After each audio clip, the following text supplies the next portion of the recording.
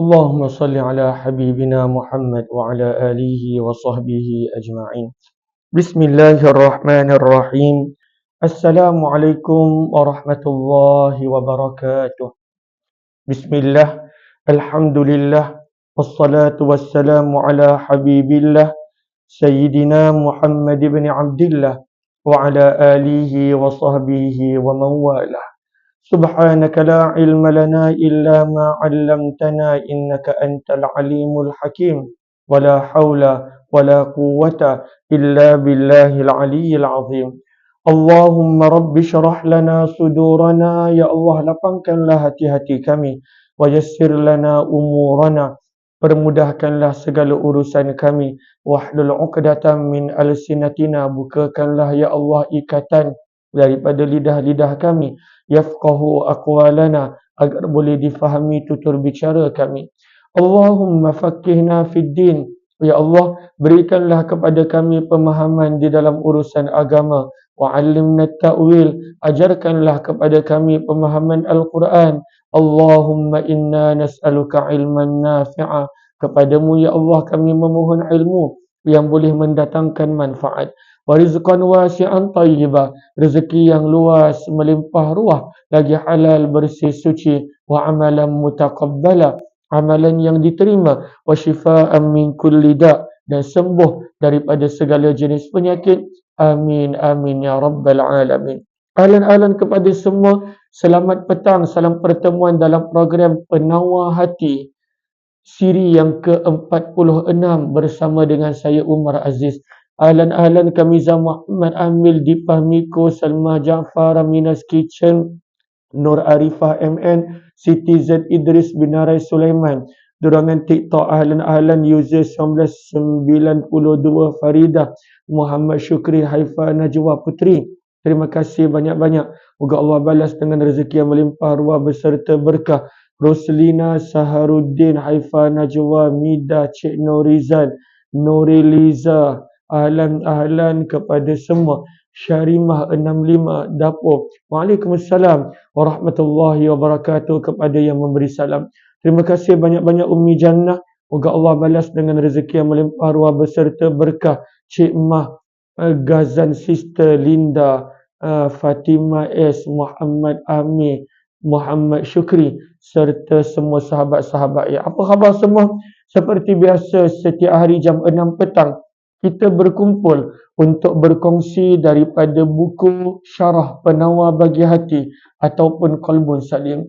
Sahabat-sahabat yang saya muliakan, setiap nikmat yang Allah berikan adalah sebagai ujian untuk kita.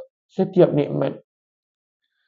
Adakah kita akan gunakan nikmat itu pada perkara yang Allah suka? Maka itulah maksud mensyukuri nikmat. Kita menggunakan nikmat tangan. Mudah-mudahan Allah kurniakan taufik kepada saya dan kita. Kita gunakan nikmat tangan pada perkara yang Allah suka. Nikmat mata pada perkara yang Allah suka. Nikmat lidah pada perkara yang Allah suka. Itulah maksud daripada syukur. Dan bukan sekadar itu, orang yang menjaga nikmat-nikmat pada anggota tubuh badannya, terutamanya 7 anggota zahir, mata, telinga, lidah, perut, kemaluan, kedua tangan dan kedua kaki. Itulah hakikat orang yang menjaga hati. Dan inilah permulaan buku Syarah Penawar Bagi Hati, Qalbun Salim yang kita sedang baca. Dengan menjaga 7 anggota zahir tersebut, insya-Allah seseorang itu dalam perjalanan untuk menjaga hati dia. Dan orang yang menjaga hatinya, maka dalam Al-Quran Allah berfirman, yauma la yanfa'u malun wala banun illa man atallaha biqalbin salim. Orang yang menjaga hatinya adalah orang yang akan selamat pada hari kiamat. Orang yang menjaga hatinya, sabda Nabi SAW, idza saluhat saluhal jasadu kulluh. Bila dijaga hatinya, maka akan eloklah amalan yang zahir daripada anggota tubuh badan yang lain. Tapi itulah, kita nak menjaga hati dengan menjaga 7 anggota zahir kita ini. Hari ini kita telah tiba muka surat yang ke-52. Siri yang ke-46, muka surat yang ke-52. Mohon jasa baik untuk bantu catatkan dorangan komen, memudahkan yang akan join kemudian. Terima kasih Haifa, Najwa, Kamizah, kemudian sahabat-sahabat yang lain.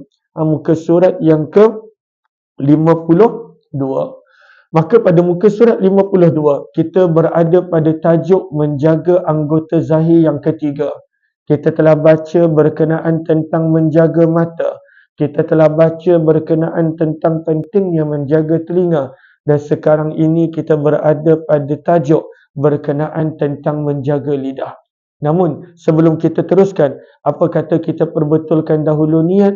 Moga-moga apa jua yang kita lakukan, kita usaha untuk lakukan kerana Allah. Nawaitu ta'alluma wa ta'lim wa tadhakkura wa tadhkir wa naf'a wal intifa' wal ifadata wal istifadah wal hassa 'ala tamassuki bi kitabillah wa sunnati Rasulillah sallallahu alaihi wasallam wa du'a'i ila al-huda wa dalalati 'ala al-khair ibtigha'a wajhillah wa mardatih wa qurbih wa thawabih. Amin amin ya rabbal alamin. Moga-moga pertemuan kita adalah kerana Allah Ta'ala. Bila kita buat sesuatu kerana Allah, maka amalan yang kecil pun akan menjadi sangat bernilai. Sebab itu barang siapa yang bersedekah kerana Allah walaupun sebahagian kurma, selamat daripada neraka. Seseorang yang melakukan sesuatu kerana Allah, amalan itu kecil mana pun adalah bernilai. Sebaliknya, jika kita lakukan sesuatu amalan bukan kerana Allah, lebih kerana nak menunjuk, lebih kerana nak mengharap pujian, maka besar macam mana pun amalan itu pada zahir akan hilang nilai dia.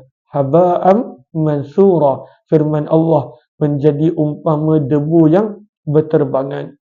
Mudah-mudahan kita lakukan apa yang kita lakukan adalah kerana Allah. Semalam kita telah berkongsi berkenaan tentang antara mensyukuri nikmat lidah adalah memelihara, menjaga daripada melakukan sesuatu yang dilarang oleh Allah.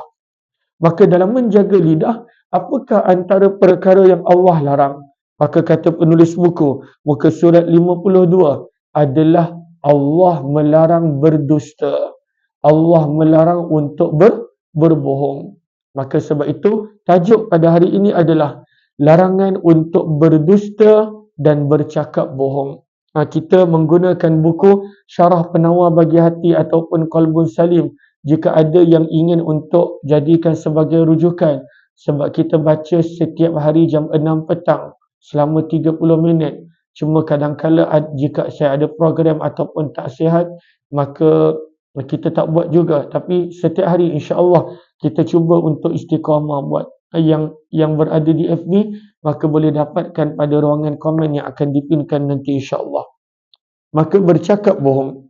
Bercakap bohong. Sebelum daripada itu, kita baca dulu nota kaki, kita baca dulu bahagian yang warna kelabu muda. Kelabu muda adalah kitab yang asal, warna putih adalah syarahan dia. Maka berkata penulis buku, berdusta di sini bermaksud berdusta yang boleh menyakiti orang lain. Berdusta di sini bermaksud berdusta untuk menyakiti orang lain. Kalaulah seseorang itu berbohong kerana nak mendamaikan, maka itu adalah berbohong yang diharuskan. Ada hadisnya. Antara berbohong yang dibenarkan adalah berbohong untuk mendamaikan orang yang bertengkar, berbalah dan bergaduh. Apakah hukum berbohong ini?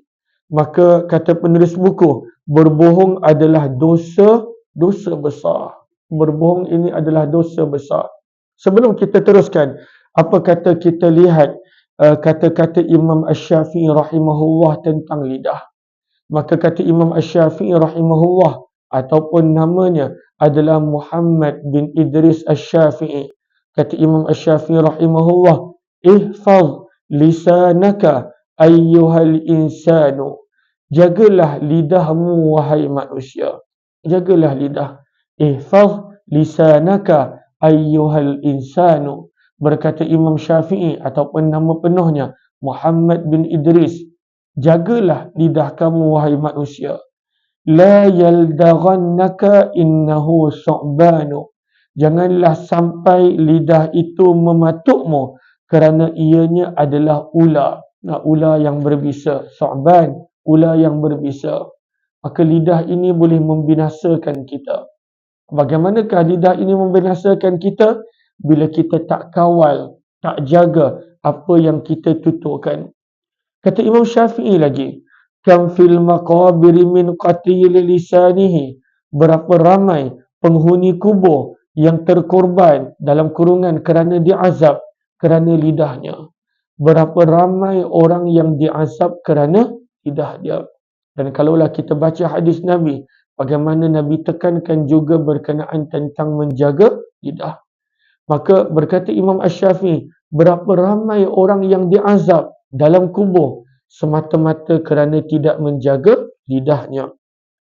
Kanat tahabu liqa'ahul aqranu. Dan antara ciri-ciri orang yang tak menjaga lidah, kata Imam Asy-Syafi'i, dahulu teman-temannya tidak mahu berjumpa dengan dia. Kita kalaulah ada orang tak selesa nak jumpa dengan kita kerana lidah kita, bererti kita seorang yang tak mengawal lidah. Seorang yang tak mengawal lidah. Maka antara sifat orang yang tak menjaga lidah, orang tak nak jumpa dia kerana lidah dia. Orang lari daripada bertemu dengan dia kerana lidah dia. Orang tahu lidah dia pedas. Orang tahu lidah dia kasar. Orang tahu lidah dia pada waktu itu jahat. Maka kalaulah orang lari daripada dia kerana lidah dia, maka kata Imam Asy-Syafi'i, inilah contoh orang yang akan diazab di dalam kubur kelak. Maka penting untuk menjaga lidah. Nabi Musa dan Nabi Harun ketika diperintahkan untuk bertemu dengan manusia yang zalim, jahat, keji, pembunuh kanak-kanak, itulah Fir'aun. Itu pun Allah berfirman kepada Nabi Musa, faqula lahu qawlan layyina. Maka katakanlah kepada Fir'aun, wahai Nabi Musa dan Harun, qawlan layyina, dengan ucapan yang lembut. Walaupun Fir'aun, maka hendaklah kita menjaga lidah kita. Walaupun dengan niat dakwah sekalipun, walaupun dengan niat untuk menasihat sekalipun, maka jagalah lidah. Jangan sampai orang lari, orang benci dan orang tak mahu mendekati kita semata-mata kerana lidah yang berbisa. Sebab itu kata Imam Asy-Syafi'i, ianya adalah su'ban. Lidah ini adalah umpama ular yang berbisa. Ular yang berbisa. Kam fil maqabiri min qatili lisanih. Berapa banyak orang yang diazab di dalam kubur kerana lidahnya. Kanat tahabu liqa'ahul aqranu. Bahkan teman-temannya pun lari meninggalkan dia kerana lidahnya. Allah pelihara kita daripada kita mempunyai lidah yang menyakiti hati manusia lain. Dan itu bukanlah Islam. Sebab itu bila Nabi ditanya tentang Islam, maka Nabi menjawab, orang Islam yang paling bagus adalah orang lain berasa selamat daripada kejahatan tangan dan lidah dia. Mohon jasa baik untuk bantu share, bantu untuk kongsi, tak rakan-rakan sebarluaskan. Mudah-mudahan lebih ramai yang beroleh manfaat insya-Allah. Terima kasih banyak-banyak Puteri Haifa Najwa Hariyati. Terima kasih banyak-banyak. Moga Allah balas dengan rezeki yang melimpah ruah beserta berkah Adawiyah dan juga di ruangan FB kami Zahara Muhammad Zain, kemudian Hasnah binti Nasir dan juga sahabat-sahabat yang lain. Allahumma salli ala Muhammad wa ala alihi washabihi ajma'in. Jom kita baca nota kaki yang ke-87 berkenaan tentang tajuk apakah itu kizib, apakah itu dusta. Maka perkataan dusta boleh dibaca kizib dan juga boleh dibaca kazib. Zal berbaris bawah, kaf berbaris atas, ataupun kaf berbaris bawah dan zal mati. Kizib ataupun kazib. Maka muka surat 52 daripada buku Syarah Penawar Bagi Hati ataupun Qalbun Salim. Terima kasih nampak 64 orang di FB dan 51 orang yang berada di TikTok. Terima kasih banyak-banyak. Maka berdusta, maka lawannya adalah as-sidq, iaitu jujur.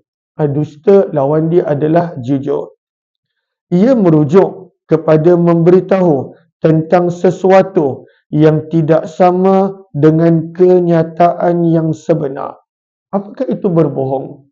Maka kata para ulama, berbohong adalah kita memberitahu tentang sesuatu benda. Kita memberitahu tentang sesuatu benda. Dan benda yang kita beritahu itu berbeza, tak sama sebagaimana kenyataan. Maka itu adalah berdusta, adalah bohong. Sama ada kita beritahu benda yang berbeza daripada kenyataan itu melalui perkataan atau perbuatan, contohnya dengan isyarat tangan, mengangguk kepala, atau bahkan dengan berdiam diri. Maka ini adalah termasuk di dalam berbohong. Bila kita berbohong, kadang-kala kan contoh, Allahumma salli ala Muhammad wa ala alihi washabihi ajma'in. Ada orang yang mana dalam sesuatu posting dia, maka dia tunjukkan tentang sesuatu tempat yang tak ada macam tu. Maka itu pun boleh termasuk di dalam berbohong. So kadang-kala bila dia letak gambar macam tu, orang pun kata cantiknya tempat ni, kena pergi. Oh, dia punya laut cantik, nampak ikan dan sebagainya. Tapi bila sampai tak ada pun. Padahal orang tu mungkin datang daripada jauh. Maka itu termasuk di dalam berbohong. Walaupun dia tak cakap apa-apa, dia sekadar letak gambar dan nama tempat. Ataupun dia berdiam, maka termasuk di dalam berbohong. Maka memberitahu sesuatu yang berbeza daripada kenyataan, sama ada dengan lidah, dengan isyarat, dengan perbuatan, ataupun bahkan dengan diam. Kata para ulama, ini termasuk di dalam berbohong. Maka sebab itu pentingnya untuk kita berusaha untuk jujur dan berkata benar.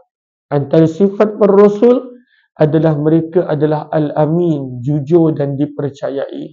Mudah-mudahan Allah kurniakan kepada kita kekuatan untuk berkata benar dan jujur. Amin ya rabbal alamin. Allahumma salli ala Muhammad. Nota kaki yang ke-88, masih lagi muka surat 52 daripada buku Syarah Penawar bagi hati.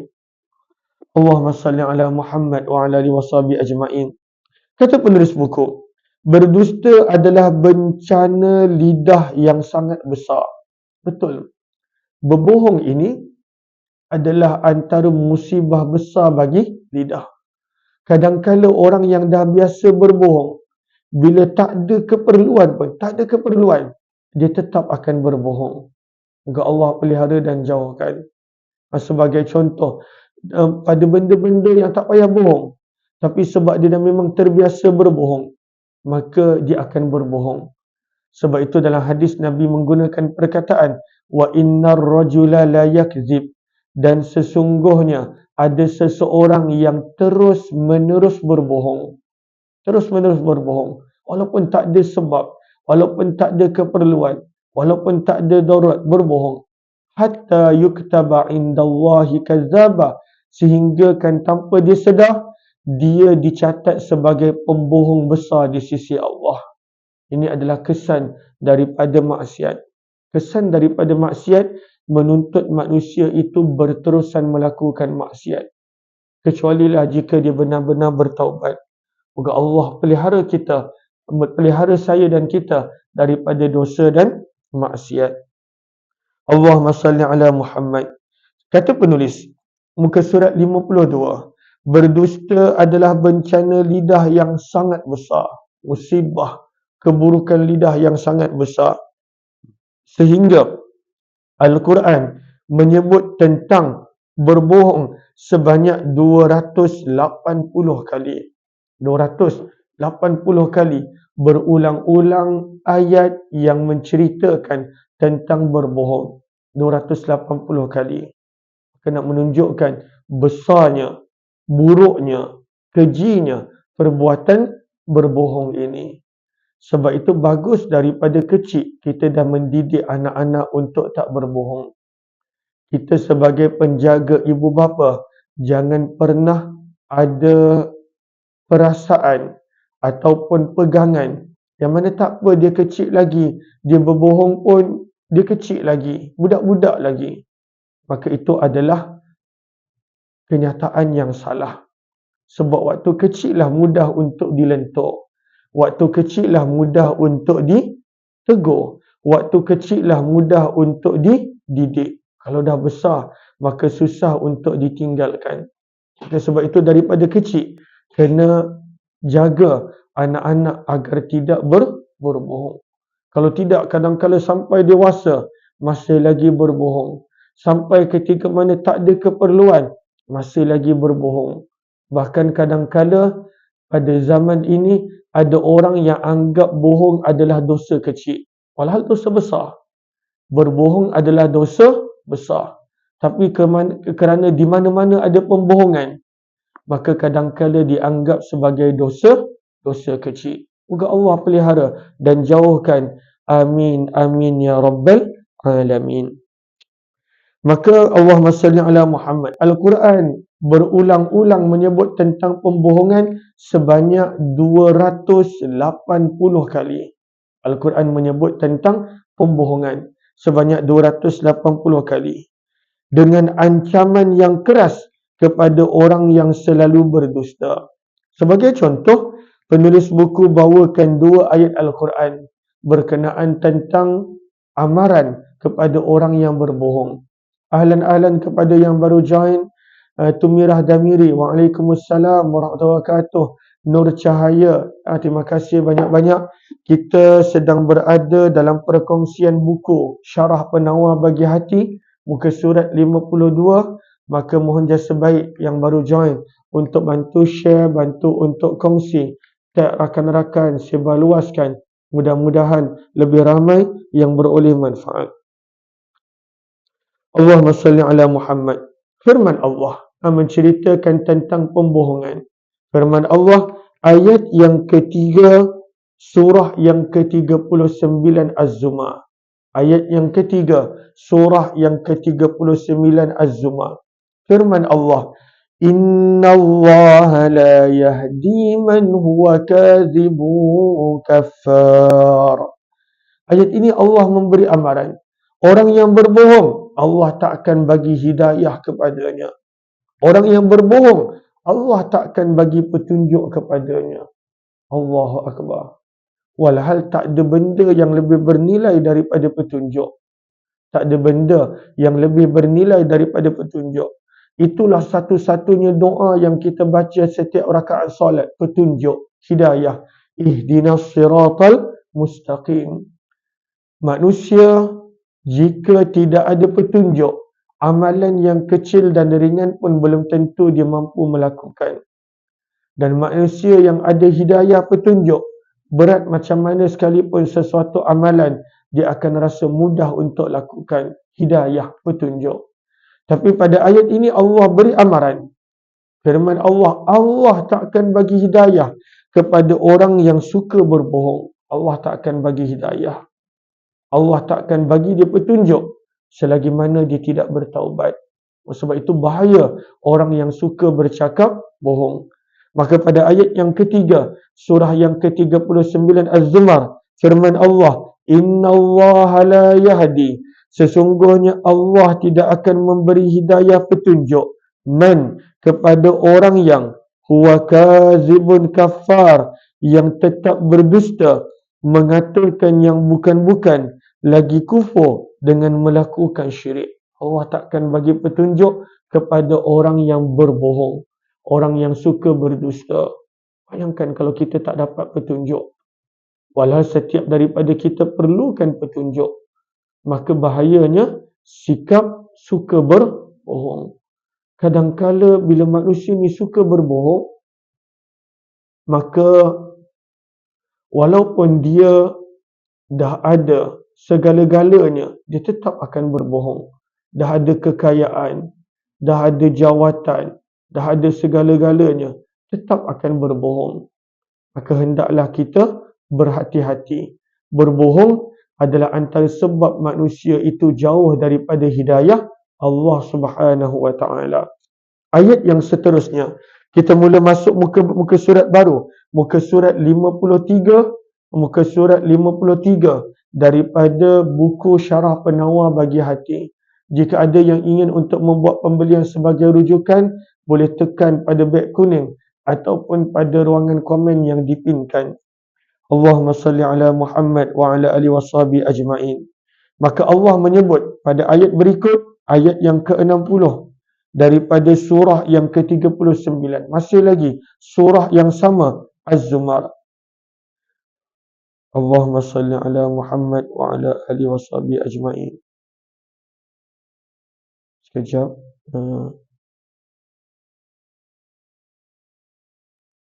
Sekejap Aminah.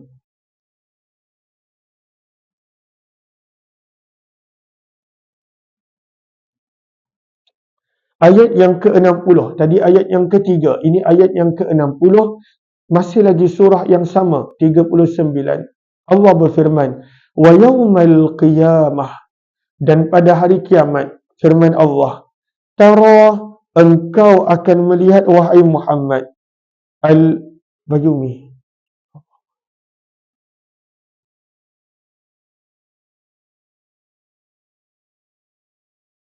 Firman Allah Subhanahu wa taala, dan pada hari kiamat, tara, engkau akan melihat wahai Muhammad, allazina kadzabu, orang-orang yang berdusta, ala Allah, terhadap Allah, orang yang berdusta.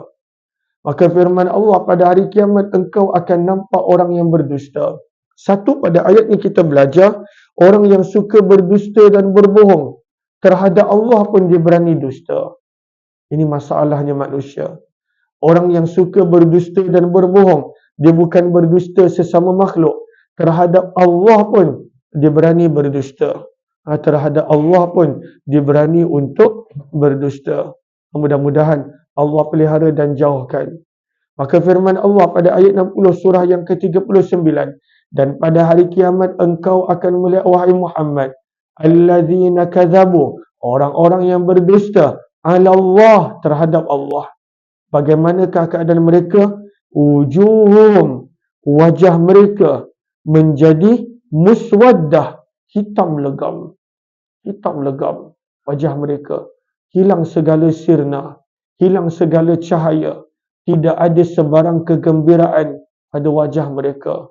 Orang yang berbohong ni, wajah dia firman Allah hitam legam. Firman Allah, alaysa fi jahannam maswal lil mutakabbirin. Bukankah dalam neraka Jahannam disediakan tempat tinggal orang-orang yang sombong takabur?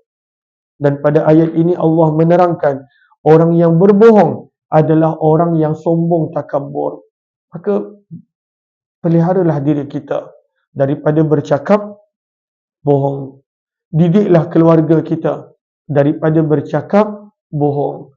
Hindarilah daripada berkawan dan sahabat dengan orang yang suka bercakap bohong.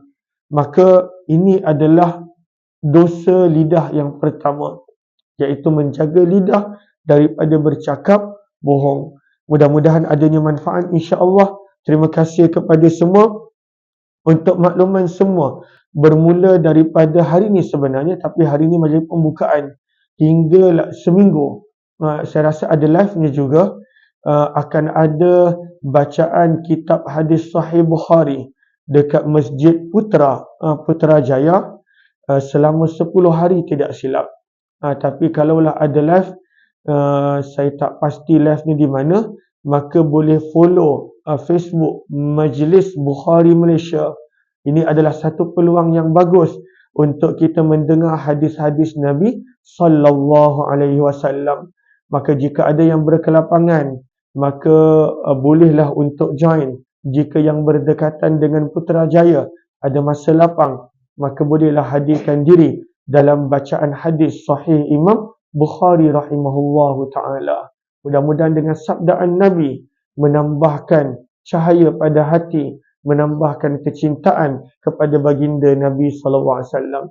Sehari kita ada 3 program, jam 8.30 pagi, 6 petang dan 11 malam. Jemput join, bantu war-warkan jika berkelapangan jemput join, dan insya-Allah malam ni ada kuliah maghrib lebih kurang jam 7.30. Jika ada live-nya saya akan kongsikan insya-Allah. Subhanakallahumma wa bihamdika nashhadu an la ilaha illa anta nastaghfiruka wa natubu ilaik. Assalamualaikum warahmatullahi wabarakatuh. Terima kasih semua.